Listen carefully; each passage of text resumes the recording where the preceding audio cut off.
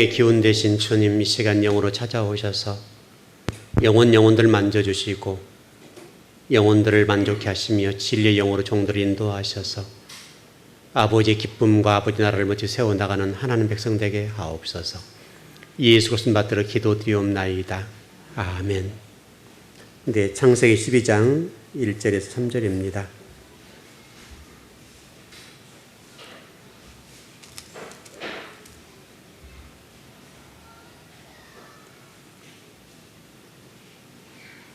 네, 같이 한번 합독하실까요? 여호와께서 아브라함에게 이르시되 너는 너의 고향과 친척과 아버지의 집을 떠나 내가 내게 보여줄 땅으로 가라.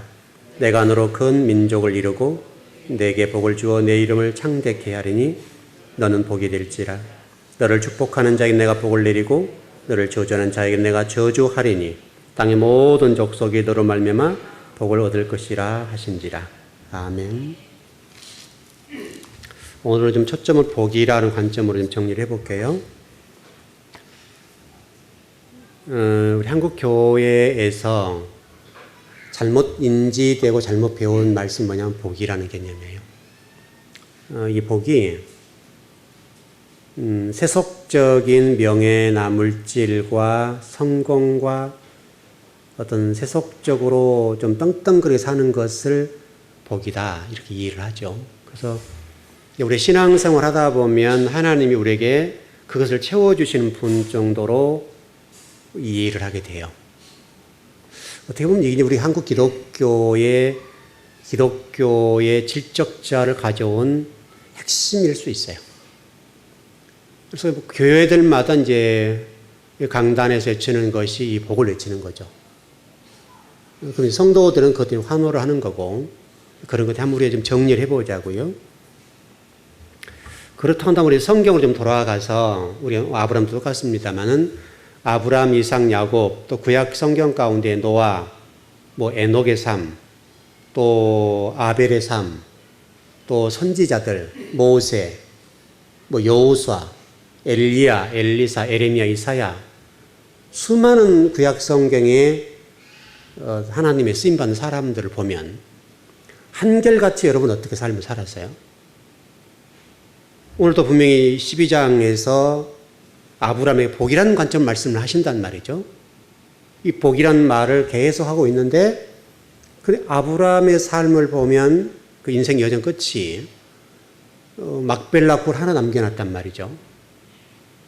그럼 우리가 이것을 어떻게 해석하고 설명해야 될까요? 성경에 분명하게 아브라함이 마지막에 남겨놓은 것은 막벨라 굴 하나예요. 그것도 화려하거나 큰 것이 아니라 가정묘 정도예요. 가정묘 정도 남겨놓았는데 그런데도 불구하고 이 복이라는 개념들을 정의할 때에 세속적인 관점에서 설명을 해주니까 또 설교를 하고 있으니까 성도도 헷갈려 버리는 거죠. 그래서 우리가 이해하는 복이라는 개념들이 마치 세속적인 어떤 것들이 하나님이 어떤 말씀하신 복이라는 개념으로 정리를 하는 거죠. 그래서 이 복이라는 개념은 바라크라는 단어인데 바라크라는 단어가 여러분 이미 좀 일부 공부를 했습니다만은 여러분과 생각하고는 전혀 달라요. 여러분 아브라함의 삶을 보세요. 아브라함의 삶을 쭉 보면 여러분 실질적으로 아브라함이 히브리인이 되기 위해서 유브라데스를 건너가는 여정을 한번 보세요. 그리고 그 여정 가운데 수많은 일을 겪게 되고 이 가나안 땅 들어가서 유브라데스를 건너가서 그의 삶을 보면은 기근이 오고 애굽으로 내려가는 삶을 살게 되고 또 마지막에는 이삭을 모리아산에 드리는 이런 삶을 살았단 말이죠. 근데 그 여정을 보면 여러분 굉장하게 힘들게 살았다고요.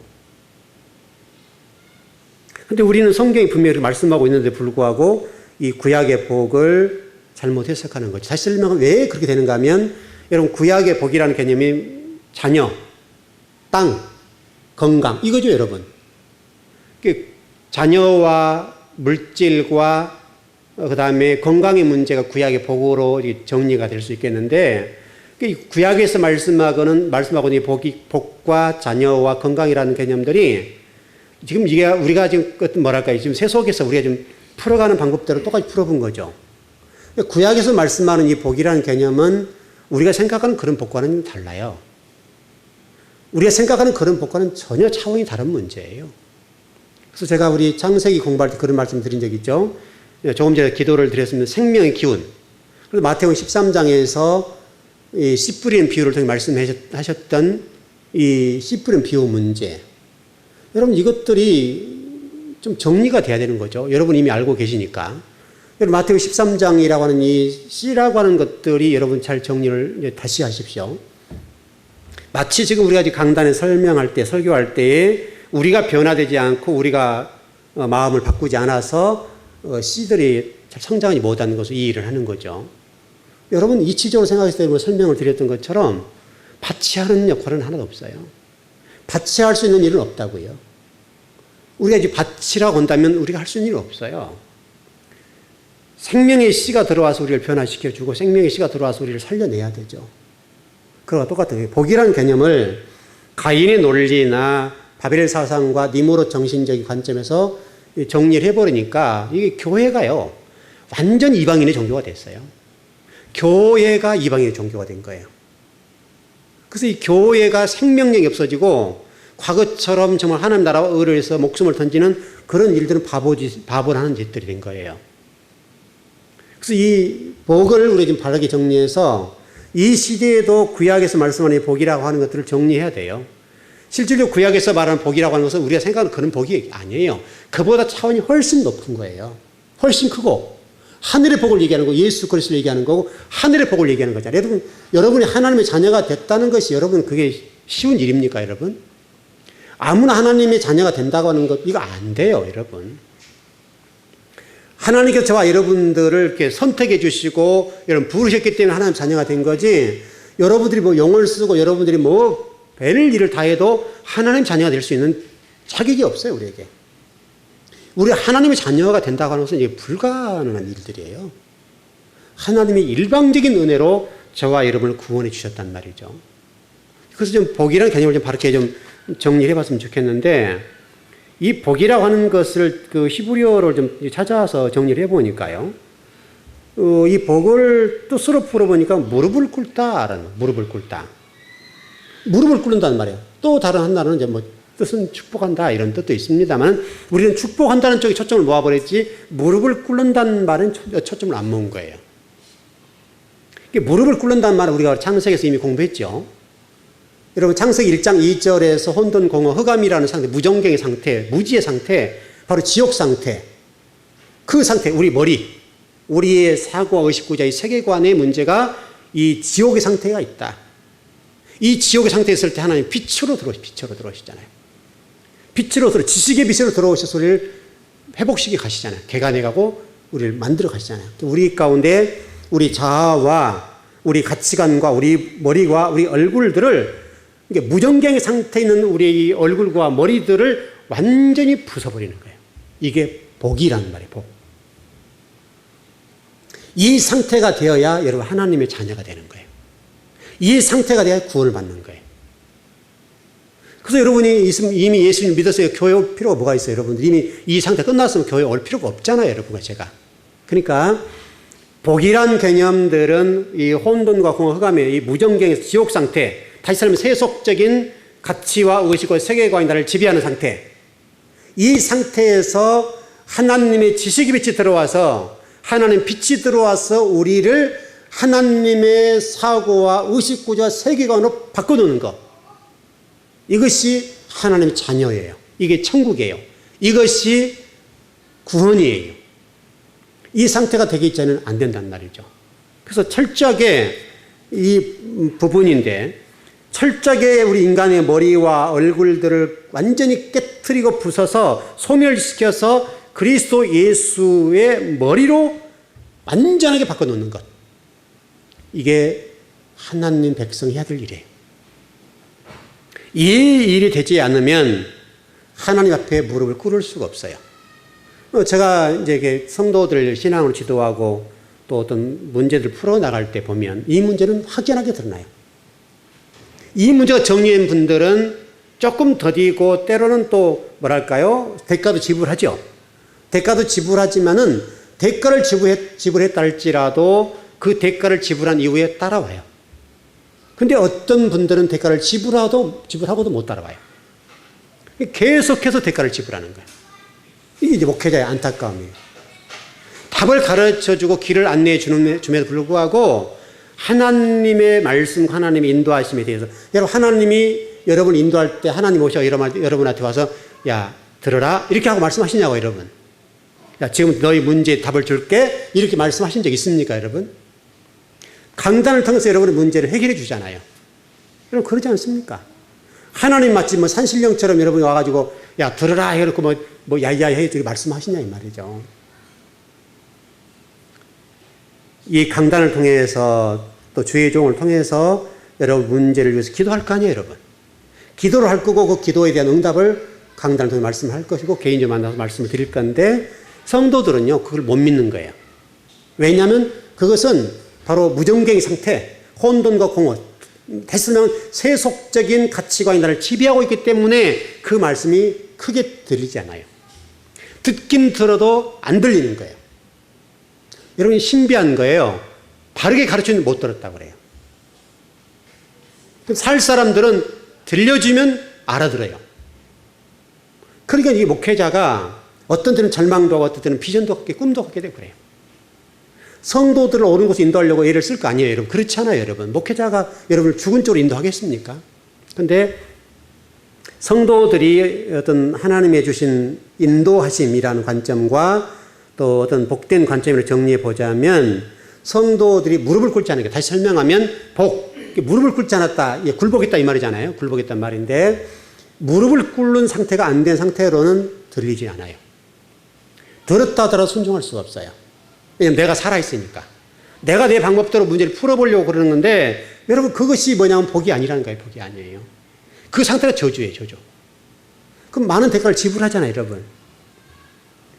여러분 이미 출애굽기 3장을 여러분 공부했는데요. 한번 잘 생각해 보세요. 그게 복이거든요. 그게요. 하나님께서 호렙산에서 모세를 부르셔서 모세에게 말씀하시잖아요. 모세야 너 서 있는 곳은 거룩한 땅이야. 그래 너 신발 벗어라. 여러분 다 정리되셨죠? 신발 벗어라는 말은 무슨 말이라고요? 너 이력서 내려놔. 네가 가지고 있는 학벌, 네가 가지고 있는 명예, 네가 가지고 있는 경험, 네가 가지고 뭐 세속적인 가치관 다 내려놔. 그거 내려놓지 않고는 한 말씀 임하지 않는다고요.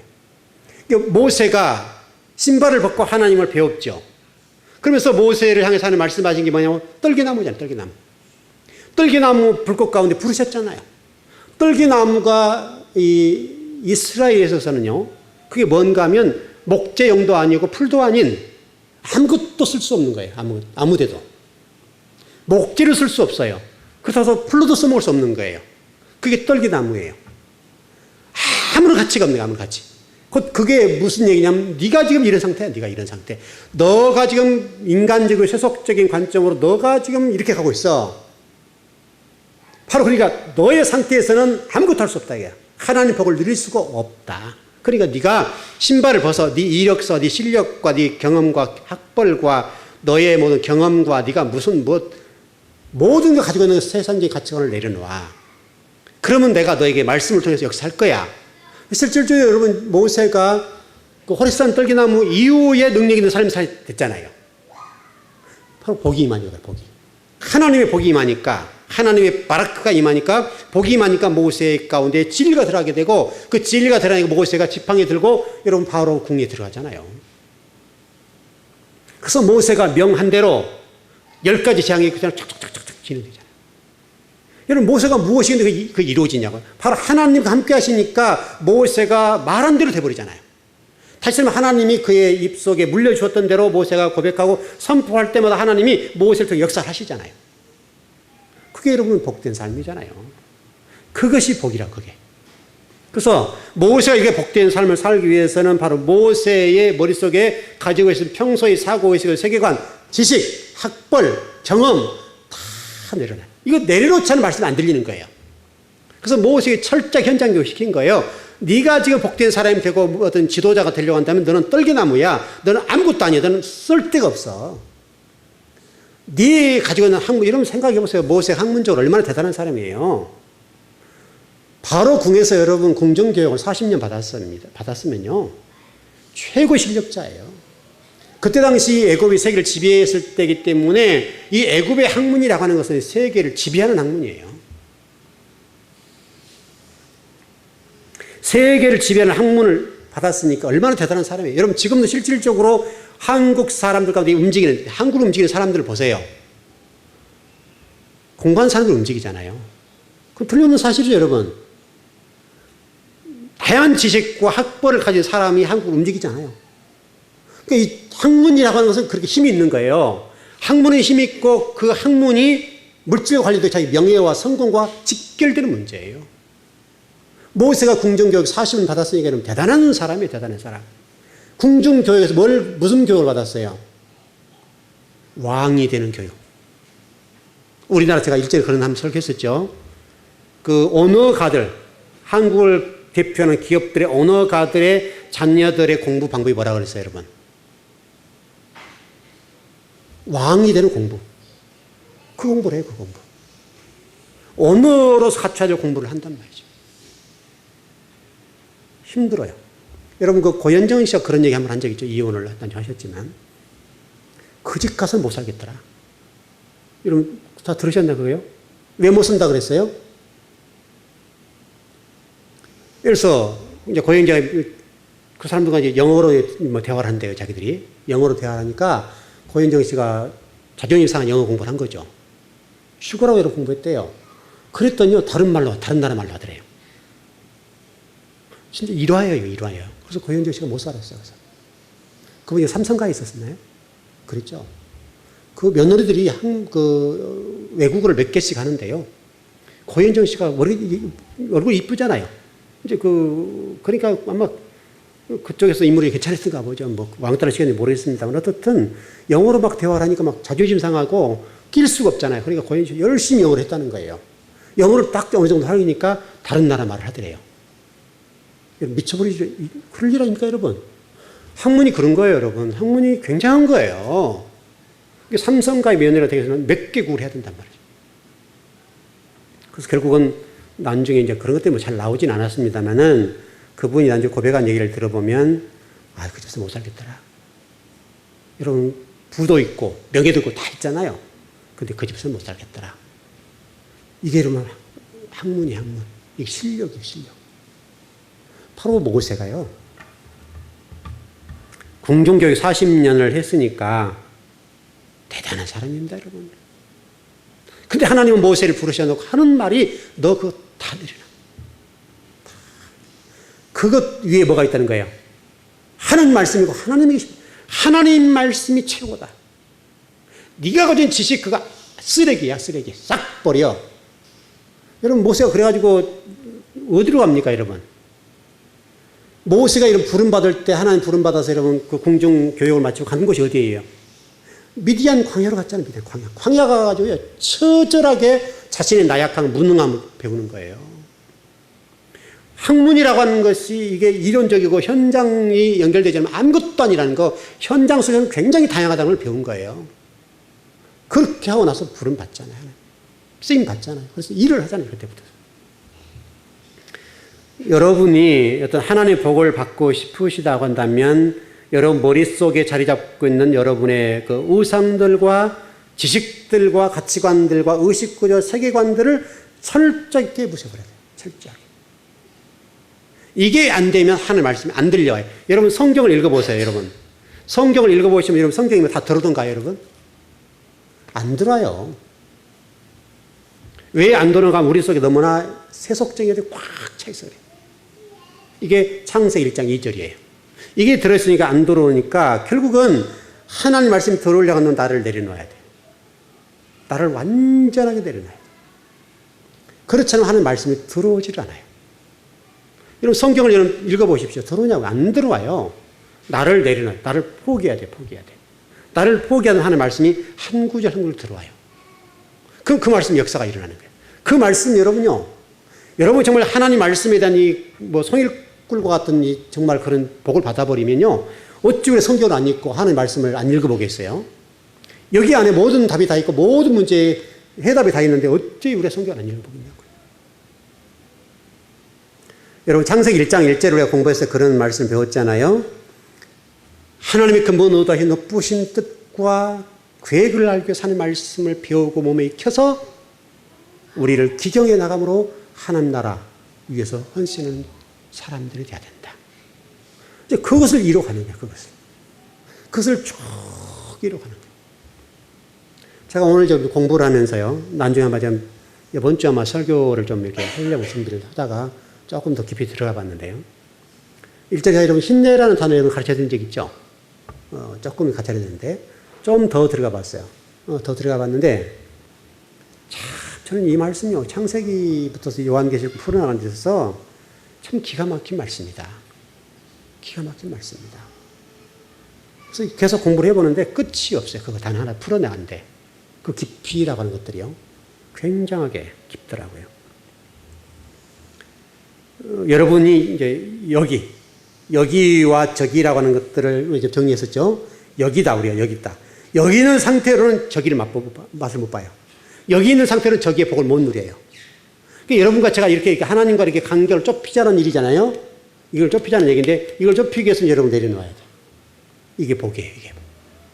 하나님의 그 세계와 하나님 나라를 봐버리고, 하나님 나라를 맛볼 수만 있다면, 저와 여러분들은 정말 복된 삶을 살 수가 있어요. 여러분들 적어도 여러분 머리가 현상적으로만 돌아가지 않는다면, 성경 말씀이 현상적으로만 돌아가지 않는다고 한다면, 하나님은 지금도 여러분 삶 속에 역사하실 거예요. 너무나 우리가 성경에 대해서 익숙한 게 뭐냐면, 현상적으로 성경을 익숙하게 봐요. 그래서 창세기도 첫째 날 뭐 만들고 둘째 날 뭐 계속 이런 식이에요. 여러분, 하나님이 뭐 그거 만들었다고 자랑하려고 그런 얘기 하는 거 아니잖아요. 하나님은 창조주시기 때문에 그냥 하나님 만드신 거예요, 그냥. 그럼 끝이잖아요. 하나님 만들었다고 믿으면 끝나는 거죠, 여러분. 첫째 날 뭐 만들고 둘째 날 뭐 만들고, 그게 무슨 의미가 있어요, 여러분? 그동안 우리 공부들이 너무 현상적인 공부를 해서 첫째 날, 둘째 날 뭐 만들었다, 여기에 뭐 매달리는 거죠.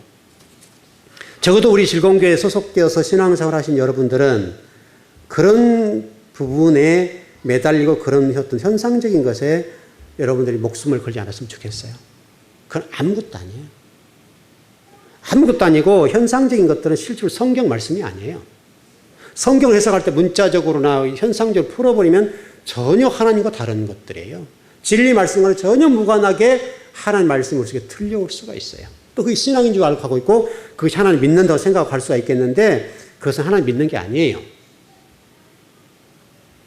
여러분과 제가 하나님의 자녀로 부름받았고 하나님 나라와 의를 위해서 우리를 쓰임받기 위해서 부름받았다고 믿는다면 저와 여러분의 삶 자체가 달라야 되죠. 근데 우리가 지금 추구하고 생각하는 모든 것들이 뭐냐면 땅지향적이에요. 땅지향적. 땅지향적인 삶을 살기 때문에 상당하게 지금 어려움이 있어요. 그래서 이 구약적인 복에 관한 이 땅과 재물과 자식과 건강이나 이런 것들이요. 신약시대 그대로 적용되는 그래요. 그게 바로 예수 그리스도를 설명하는 예수 그리스도가 이것이다. 복이다. 구약의 모든 복의 결정체가 예수 그리스도라고 설명하기 위한 것들인데 신약에 와서 예수 그리스도는 없어져 버렸어요. 그리고 구약적인 복이 지금도 신약적으로 해석이 되는 거죠. 여러분 예수 그리스도 없는 신앙생활은 아무 의미가 없잖아요. 그보다 더 중요한 하늘의 풍요가 더 복된 것이고요. 그래요. 하늘의 풍요를 맛봐버리면 어찌 우리 땅지향적인 것이 들어오겠어요, 여러분. 우리가 사도 요한에 관해 공부도 합니다만은 바울도 마찬가지지만 여러분 하늘을 봐버렸으면 땅에 여러분 들어오겠습니까? 여러분 만일에 하늘나라 가가지고 뭐 기도 중에 갔다든지 어쨌든 여러분 유치가 이탈돼서 갔든지 간에 하늘나라를 봐버렸다면 땅에 들어오겠어요, 여러분?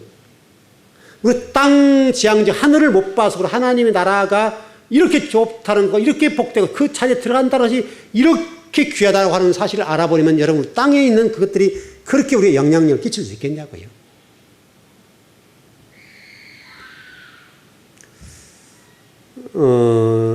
여러분과 제가 좀 뭐랄까요? 하나님이 우리를 통해서 일하시는데 좀 서글프지 않고 지체되지 않았으면 좋겠어요. 하나님의 일이. 정말 하나님이 우리를 통해 일하고 싶어 하시는 그것들이 좀 속히 좀 전달되고 속히 우리가 좀 이루어서 하나님 마음을 좀 시원케 해드리고 하나님이 저와 여러분 때문에 참 행복하셨으면 좋겠어요. 우리를 창조하신 것이 행복이어야 되잖아요, 하나님이. 여러분이 자녀를 낳아서 자녀 때문에 이게 인상을 써야 되고 이러면 자녀 때문에 오만 근심과 걱정과 저놈 자식을 내가 미역국 먹고 왜 낳았지? 이렇게 되면 되겠어요, 안 되겠어요? 여러분, 부모님들 그런 얘기 하잖아요. 내가 너 미역국 먹고 낳았어. 이런 얘기 하시잖아요. 참 나쁜 말이잖아요, 여러분. 나쁜 말인데, 하나님께서도 그렇다, 이 말이죠. 그렇다. 여러분과 제가 정말 복된 성도가 됐으면 좋겠어요. 좀 하나님의 그 복, 하나님이 저와 여러분에게 주신 복이 여러분이었으면 좋겠어요. 여러분이 복이셔야 돼요, 여러분이. 정말 여러분이 그렇게 복만 받는다면 땅의 어떤 어려운 문제, 때로 힘든 문제들이 있겠죠. 때로 이런 물질적 압박을 받잖아요, 여러분. 그렇죠, 여러분. 때로는 세속적인 것들 우리가 압박을 받잖아요. 그래, 그 받는 것이 감사가 되죠. 왜냐하면 그걸 통해서 우리의 어떤 자아를 죽이고 깨뜨리고 하나님의 사람을 더 성장시켜 성숙해가는 과정이라고 보기 때문에 얼마나 복된 거냐 말이죠. 하나님이 저와 여러분 얼마나 사랑하시냐고요. 우리가 음식 하나 먹는 것도 여러분 이미 3,400년, 500년 전에 이 레위기서 같은 데 보면 젓가락장이라고 해서 레위기 11장에 보면 음식 문제를 다뤄놨잖아요. 음식 문제를 다뤄놓으면서 순서적으로 참 하나님이 기가 막히게 기록해 놓으셨다고 하세요. 레위기에 보게 되면 제사 나오게 되고요. 예배 문제 나오죠. 그 다음에 성전 나오잖아요. 성전 문제. 그 다음에 제사장 문제 나오잖아요. 그 다음에 나온 것이 음식 문제예요. 그만큼 저와 여러분이 중요하다는 거예요.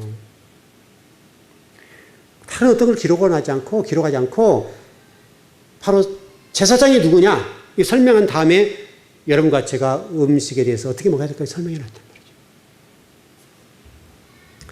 말이죠. 이제 물론 이게 신약 시대에 와서 이제 성경적으로 풀어보지 많은 목회도 마찬가지인데 뭐 구약의 모든 음식은 막 먹어도 된다 이제 이렇게 얘기를 합니다만은 물론 먹어도 문제 없죠. 여러분 구약의 어떤 그 먹지 말라 했던 부정한 음식들을 여러분 먹는 지역과하고 그러지는 않아요. 아무 하자 없어요. 근데 우리가 성경에 그런 얘기 하려고 하는 게 아니잖아요, 여러분. 우리가 이제 사도행전 10장에 보게 되면 이 환상 문제가 나와서 네 보자기 사건이 나오죠, 여러분. 그 네 보자기 사건들 그동안 어떻게 풀었어요? 아무거나 먹어도 된다. 이렇게 풀어버렸잖아요. 그러니까 이 성경을 접근 못 하는 거예요. 성경에서 말씀하려고는 거의 초보도 못 간 거예요. 이 사도행전 10장에서 말씀하는 것은 여러분 그 짐승 얘기 나온 것은 음식 얘기가 아니에요. 그것은 바로 유대인들이 생각하는 이방인들을 설명하는 거잖아요, 여러분. 이방인의 복음을 증거하라는 말이잖아요. 그런데 그걸 지금까지 우리 목회자들이 그 사도행전 10장의 말씀을 구약의 모든 음식을 막 먹어도 된다. 이렇게만 해석을 하는 거죠. 먹어도 관계없죠, 여러분. 관계없지만은 그 말씀은 그런 게 아니에요. 여러분, 하나님이 저와 여러분 얼마나 사랑하시게 음식 하나 먹는까지도 섬세하게 말씀하시냐고요. 근데 그렇게 말씀해 놓으시고 신약시대에 와가지고 아무거나 막 먹어 살아. 이렇게 말씀하신 분 아니잖아요. 먹어도 구원받고 그런 뭐 지옥과 이런 문제는 아니지만은 하나님 말씀하려는 의도는 전혀 그 관계가 없어요.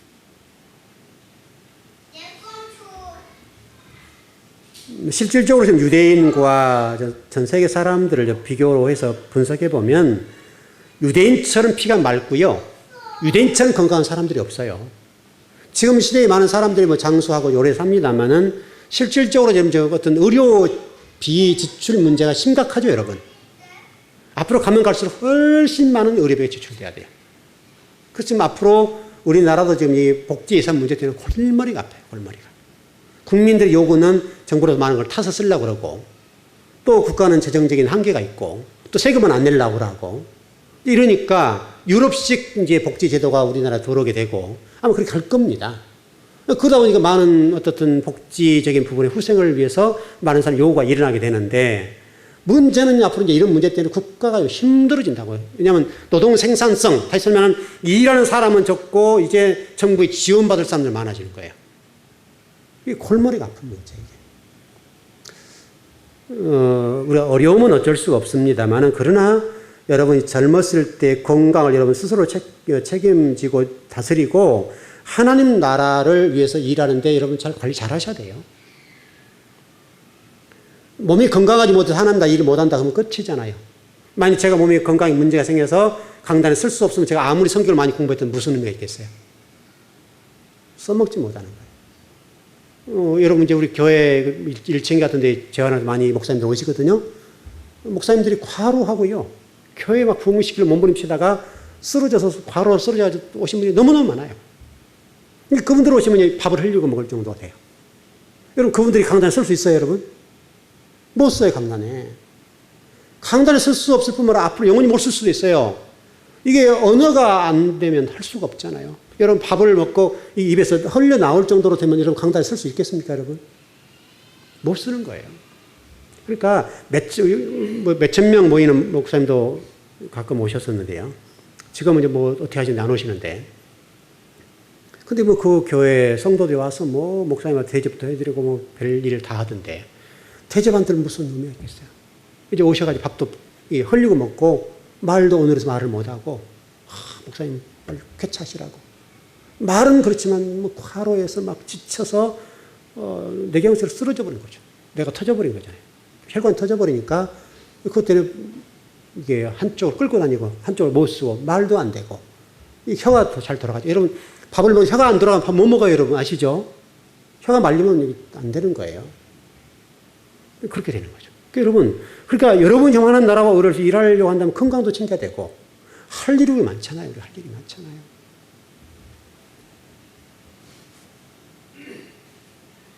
좀 정리를 해보시죠. 여러분이 복을 구할 때 수준 있게 구했으면 좋겠습니다.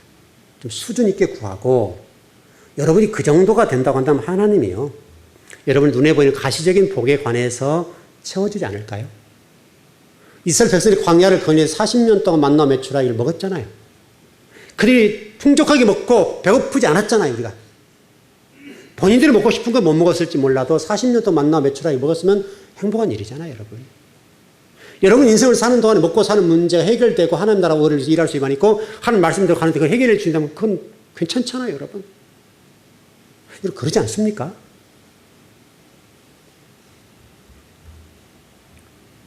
그러나 여러분 이스라엘 백성이 애굽에 나와서 광야를 거닌 가운데 가나안 땅을 들어가지 못했다고 하는 것은 우리가 주목하셔야 돼요. 이제 이게 구원 문제와도 관련되고 상당히 좀 복잡하긴 합니다만은 나중에 아마 제가 이제 계시록 공부하면 조금 제가 아마 다바로 공부할 때 풀어놨나요? 조금 정리를 했는데 우리 창세기 11장에 나와 있는 데라 문제가 나와 있죠. 여러분 데라 사건과 연관을 시켜서 보면 데라는 분명히 구원받고 여러분 갈대아 우르에 나왔지만은 데라가 여러분 가나안 땅에 들어가지 못했죠. 이게 상당하게 우리에 던져주는 하나의 메시지가 있단 말이죠. 그러니까 그것과 똑같이 이스라엘 백성들이 애굽에 나와서 광야를 거니다가 가나안 땅 못 들어가 버렸어요. 그럼 데라와 똑같은 게요. 갈대아 우르는 갈대아라고 하는 거 갈대아 우르는 바벨론이라고 그랬죠. 바벨론에서 바벨론 나왔는데 가나안 땅 못 들어갔어요. 다시 적과 꿀이는 하나님의 성지를 못 들어갔어요. 하나님이 부르고 싶으셨던 그 목적지에 못 갔어요. 과정까지 가다가 말하는 거예요. 이게 우리 신앙생활에 아주 중요한 문제예요. 그래서 제가 아마 이거 나중에 공부를 하면 할 건데 여러분들 적어도 한 번 이제 신앙하고 바로 하나님 믿고 나가는 과정에서 있으니까 끝을 보십시오. 끝을. 한번 신앙의 끝을 한번 봐보시라고요. 신앙의 끝을 보고 내가 어느 정도 신앙이 성장할 수 있는가에 관해서 도전해 보시라고요. 도전해 보시고 그때 하나님이 여러분들 어떻게 도와주고 역사해 주시는지를 친히 한번 체험해 보자고요. 여러분 구약 성경의 인물들 가운데 하나님 나라 오래서 일했던 성도들 가운데 배가 고파서 죽었더라 그런 사람 없잖아요. 한 사람도 없어요. 물론 선지 생도들 가운데 이 선지 생도들 훈련받다 이게 죽지요. 그랬는데 그 가정에 어려움을 겪었습니다만은 그때 여러분 그 가정에 기름병이 차고 넘쳐서 문제 해결해 줬다 이렇게 됐지 여러분. 그런 것들이 우리에게 얼마나 큰 메시지를 던져준지 몰라요. 하나님 나라와 의를 여러분이 충성하고 헌신한다고 본다면 적어도 광야에서 만나와 메추라를 먹여주시고 정말 발이 부르트지 않고 옷이 헤어지지 않을 정도로 역사해 주신 하나님이라고 믿는다고 한다면 여러분이 여러분의 어떤 의식주 문제 때문에 하나님 앞에 고민이 안 됐으면 좋겠어요. 그때 우리 믿음의 어떤 문제가 정체되거나 하나님 나라와 의를 일하는 일에 있어서 제한받거나 방해받지 않았으면 좋겠어요. 그것이 우리의 방해가 돼서는 안 되죠. 성경에 그런 부분을 우리의 말씀에 놓으신 것은 우리로 하여금 그걸 보라는 거잖아요. 너희들 이걸 보고 이렇게 살면 된다라고 하는 설명해 주잖아요. 실질적으로 여호수아 갈렙은 그런 광야를 거치는 동안에도 그런 과정 속에 40년을 지나고 가나안 들어가잖아요. 결국 여호수아 갈렙과 같이 그렇게 가라는 얘기고 또 갈대아 우르에 나왔던 아브라함이 가나안 땅 들어갔던 것처럼 우리에게도 그렇게 살라는 거거든요. 결국은. 근데 그런 사람들이 소수다 이 말이죠. 여러분이 다수가 아니라는 것을 주목하셔야 돼요. 하나님 앞에 많이 부름받았을지 모르지만 그러나 하나님의 땅, 가나안 땅까지 가는 사람들은 아주 극소수입니다. 그러니까 여러분과 제가 이것을 놓치면 안 돼요. 놓치면 안 되고 그 신앙생활을 그냥 대충 해서는 될 수가 없어요. 그래서 너무 안타까운 거예요. 정말 우리 교회 성도들 가운데도 안타깝죠. 그렇게 말씀을 강조하고 말씀을 가르치면서 불구하고 여전히 썬데이 크리스찬으로 남아있는 사람들이 있으니까. 주일날만 한번 나오고 끝이잖아요. 물론 뭐 여러 가지 과정이 있겠죠. 상황이 있을 일들이지만 여러분들은 어떤 일이 있어도 예배 문제에 관해서 타협하지 마십시오. 듣다 보면 어느 순간 은혜가 임하잖아요. 저도 이제 철야를 이렇게 좀 오래 해봤던 사람이니까요. 체험한 사실들인데 참 하나님의 역사는 신비해요. 정말 우리가 이제 철야를 시작하기 전에 라면을 이렇게 끓여 먹고 이제 밤 11시 철야를 했는데요. 여러분 재밌잖아요. 그 철야 해보면 재밌습니다. 몇 사람이 같이 해보면 굉장히 재밌습니다. 몇 시간씩 밤에 기도하고 그러면 재밌는데 철야를 하면서 이게 그날 감이 있어요. 감. 그래서 라면 먹으면서 오늘 은혜가 쏟아지겠다 그래요. 서로 얘기를 해요. 근데 그날은 냉랭해요. 참 신기해요. 근데 어느 날은요, 다 자울자울하고 닭 병 걸린 것처럼요. 닭병아리에서 병 걸리면 이게 이게 잠이 온다고 이게 비글비글해요. 근데 그때는 성령 역사가 뜨겁게 일하니까 견딜 수 없는 일들이 일어나는 거예요. 그러니까 이게 성령 역사가 우리 마음대로 되냐고 여러분. 여러분의 복과 은혜라고 하는 것도 여러분 마음대로 안 된다는 거예요. 그건 하나님 마음이에요.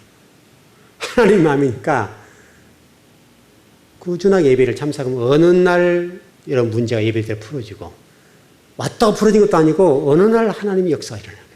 어느 날 나는 교회 와서 예배하고 돌아가는 가정의 문제 풀어져요. 내가 교회 와서 열심히 기도 어느 날 가보니까 얘가 문제가 있던 아이가 문제 회복됐어요. 여러분 가정이 그렇잖아요. 여러분 아이들 말 안 듣는 애이 많잖아요. 여러분 그 아이를 고쳐보려고 해보십시오. 정말 힘들거든요. 근데 나도 모르게 교회 와서 예배 드리다 보니까 오늘 날 가서 보니까 얘가 순정적이고 어머니 열심히 기도하세요. 이렇게 되기도 하고 얘가 몰라보게 달라져 버린 거예요. 그러니까 결국 부모님들 자식들을 위해서 끊임없이 기도해요. 끊임없이. 예비하고 어느 순간 하나님이 그 자녀를 만져버려요. 그것은 우리가 몰라요. 그래서 예배라는 게 그렇게 복인 거예요. 여러분. 여러분 이 예배가 복 아닙니까? 여러분 예배가. 하늘나라를 맛보고 가는 거잖아요, 지금 우리가. 그러니까, 여러분, 복이라는 관점에서 좀 정리를 할 때, 여러분, 물론 우리 하나님 나라를 위해서 일할 때 물질이 필요합니다만은, 여러분이 영적으로 복을 받으셔야 물질이 먼저 풀어집니다. 그래, 하나님 나라도 일할 수 있고, 여러분 가정 세우시고, 그런 거니까요. 너무나 우리가 여러분 그런 일에 있어서 일비 안 했으면 좋겠어요. 때로는 물질적인 문제 때문에 고민이 있고, 힘든 일도 있고, 저도 그런 일 겪는데요, 뭐. 저도 때로는 물질 때문에 어려움을 겪을 수도 있잖아요, 여러분.